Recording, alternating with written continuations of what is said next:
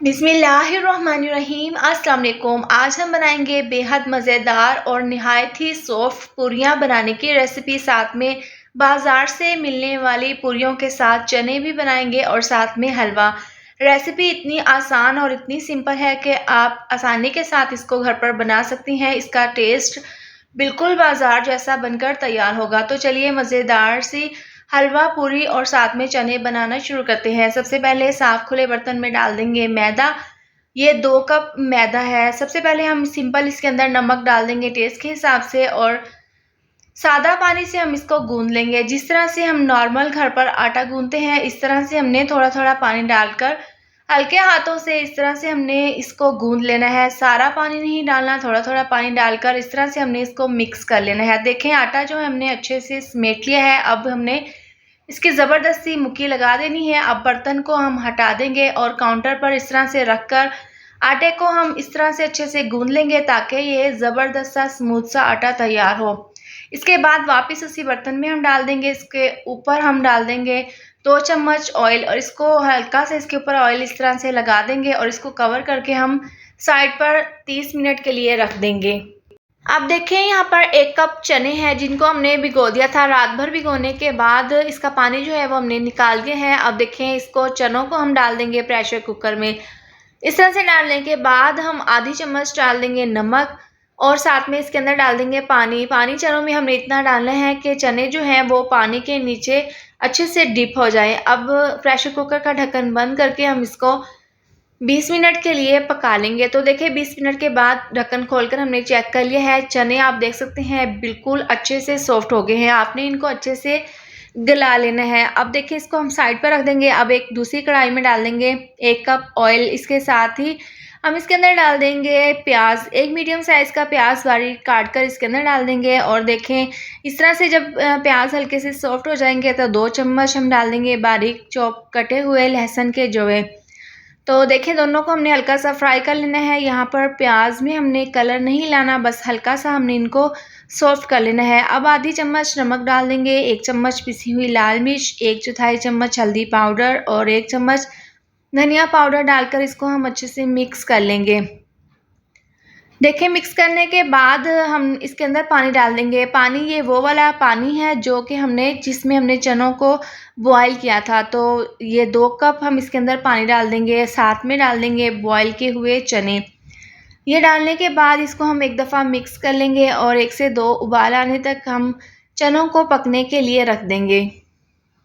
अब देखें जिस तरह ही पानी में हल्का सा बॉयल आने लगेगा तो इसको मिक्स करेंगे। अब इसके अंदर डाल देंगे आलू। एक बड़े साइज़ का ये आलू था जिसको मैंने छीलकर इस तरह से क्यूब्स में कट कर लिया है। साथ में 1/4 चम्मच डाल देंगे कलौंजी। इससे बहुत ही ज़बरदस्त सा फ्लेवर आएगा, लेकिन आपने ये थोड़ी सी कलौंजी डालनी है, ज़्यादा नहीं। इसको मिक्स करेंगे और कवर करके तकरीबन 7 से 8 मिनट के लिए पकने के लिए रख देंगे। तो देखिए यहाँ पर इसको हमने 7 से 8 मिनट के लिए पका लिया है। यहाँ पर आलू जो है वो अच्छे से सॉफ्ट हो गए हैं। अब देखें थोड़े से चने मैंने बचा कर रख लिए थे, इसको मैंने ग्राइंडर में ग्राइंड कर लिया था। तो देखें यहाँ पर हमने चनों को थोड़ा सा थिक बनाना है तो इसलिए हमने चनों का अलहदा से पेस्ट तैयार कर लिया था।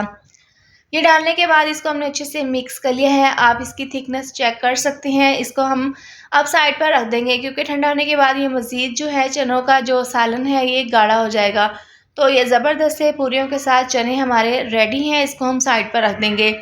अब यहाँ पर जो हमने आटा गूंद कर रखा था पूरियों के लिए वो अच्छे से सेट हो गया है। अब हमने सिंपल क्या करना है, इसके हमने पेड़े तैयार कर लेने हैं। जिस तरह से नॉर्मल साइज़ में हम घर पर रोटियों के लिए पेड़े बनाते हैं उससे हमने छोटे ये पेड़े इस तरीके से बना लेने हैं। इस तरह से तमाम पेड़े बना लेने के बाद ब्रश की मदद से इसके ऊपर हमने इस तरीके से ऑयल लगा लेना है। ऑयल इस तरह से हम इसके ऊपर लगाएंगे कि इसके ऊपर खुश्की ना आए। तो देखें इस तरह से ऑयल लगाने के बाद इसको हम किचन टॉवल से कवर करके हम 30 मिनट के लिए रेस्ट के लिए रख देंगे। अब पूरियों के लिए हलवा हम तैयार कर लेंगे। तो कढ़ाई में डाल देंगे 1 कप घी। इसको हम अच्छे से गर्म कर लेंगे। जब घी अच्छे से गर्म हो जाएगा तो इसके अंदर डाल देंगे 2 छोटी इलायची। जब इलायची की खुशबू आने लगेगी तो सूजी हम इसके अंदर डाल देंगे। ये 1 कप सूजी है जिसको मैंने छान लिया है, बारीक वाली ये सूजी है। इस तरह से डालने के बाद आपने हाई फ्लेम पर इसको नहीं भूनना, आपने स्लो आंच पर इसको अच्छे से घी में भून लेना है। अगर आप तेज़ आंच पर इसको पकाएंगे तो ये बहुत जल्दी डार्क हो जाएगी, लेकिन हमने यहाँ पर इसको डार्क नहीं करना, बस हल्का सा हमने इसको भून लेना है, इतना कि इसके अंदर से ज़बरदस्त सी खुशबू आने लगे। तो देखिए इसका जो कलर है वो यहाँ पर हल्का सा चेंज हो गया है, हल्की हल्की सी इसके अंदर से खुशबू आने लगी है। तो इस पॉइंट पर इसके अंदर हम पानी डाल देंगे। तो यहाँ पर हम 2 कप डाल देंगे पानी, पहले थोड़ा सा पानी डाल देंगे ताकि हमारे ऊपर छींटे ना आए। तो बाकी का पानी डालकर इसको हम इस तरीके से मिक्स कर लेंगे। अब यहाँ पर हमने स्लो आंच पर इसको पकाना है, क्योंकि इसका जो पानी है वो बहुत जल्दी खुश्क हो जाता है और सूजी जो है वो बहुत जल्दी फूल जाती है। तो स्लो आंच पर इसको अच्छे से इस तरीके से मिक्स कर लेंगे और साथ में डाल देंगे चीनी। आधा कप ये चीनी है, आप अपने टेस्ट के हिसाब से कम या ज़्यादा मीठा इसके अंदर डाल सकते हैं। साथ में 1 चम्मच है ज़र्दा फूड कलर, ये इसके अंदर डाल देंगे और इस तरह से डालने के बाद इसको हमने अच्छे से इस तरीके से मिक्स कर लेना है। अच्छे से देखिए हमने यहाँ पर मिक्स कर लिया है। अब इसको हम कवर करके तकरीबन 5 से 6 मिनट के लिए हम स्लो आंच पर पकने के लिए रख देंगे। थोड़ी देर के बाद ढक्कन खोलकर हम चेक कर लेते हैं। ज़बरदस्त सा पूरियों के साथ ये हमारा हलवा तैयार है। ये बिल्कुल बाज़ार जैसा हलवा बनकर तैयार हुआ है।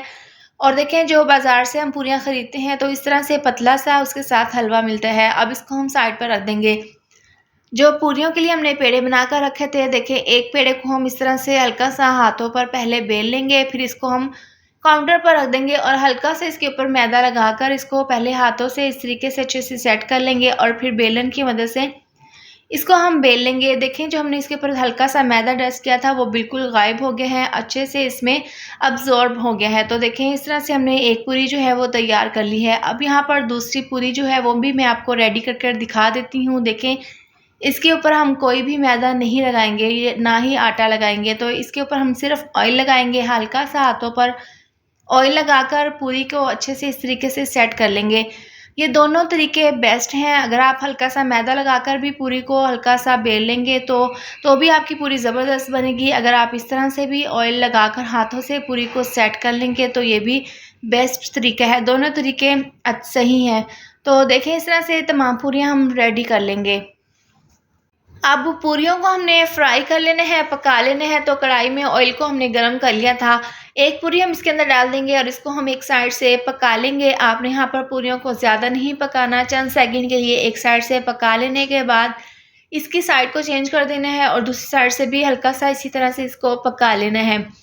एक पूरी जो हमने तैयार कर ली है, दूसरी भी हम इसी तरह से डालकर फ्राई कर लेंगे। आप यकीन करें इस तरह से आप पूरियाँ बनाएंगे तो आपको यकीन नहीं आएगा कि आपने बाज़ार से बेहतर घर पर पूरी बनाकर तैयार की है। बहुत ही ज़बरदस्त ये हलवा पूरी साथ में चने जो हैं वो बनकर तैयार हुई हैं। तो बारी बारी तमाम पूरियाँ हम इसी तरह से तैयार कर लेंगे। तो आप देख सकते हैं तमाम पूरियाँ हमने तैयार कर ली हैं, चने भी हमारे रेडी हैं, साथ में ज़बरदस्त सा हलवा। तो आप इसकी फ़ाइनल लुक देख सकते हैं। मैं यहाँ पर आपको तोड़कर दिखा देती हूँ। ये बहुत ही नरम, बहुत ही ज़बरदस्त सी ये पूरियाँ बनकर तैयार हुई हैं। आपने भी इस तरह से अपने घर पर इस रेसिपी को ज़रूर ट्राई करना है। वीडियो अच्छी लगे तो लाइक और शेयर कर दें। अगर आप मेरे चैनल पर न्यू हैं तो चैनल को सब्सक्राइब कर दें। मिलते हैं नेक्स्ट वीडियो में। अपना ढेर सारा ख्याल रखें। अल्लाह हाफिज़।